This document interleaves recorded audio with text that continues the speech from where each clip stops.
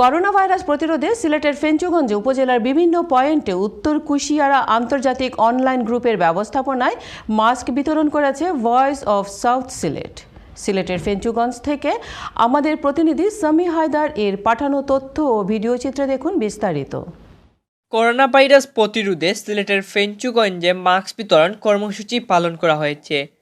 শনিবার সকাল থেকে উপজেলার পূর্ববাজার থানা রোড, পশ্চিম বাজার, ফেরিঘাট, সেনের বাজার, ইসলাম বাজার এলাকায় ভয়েস অফ সাউথ সিলেটের উদ্যোগে ও উত্তর কুশিয়ারা আন্তর্জাতিক অনলাইন গ্রুপের ব্যবস্থাপনায় এ মাস্ক বিতরণ করা হয়।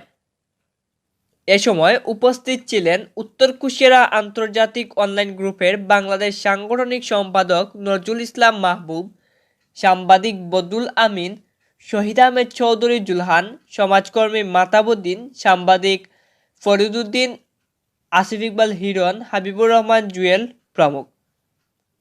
সামি হায়দার, আইএনটিভি নিউজ, ফেঞ্চুগঞ্জ, সিলেট।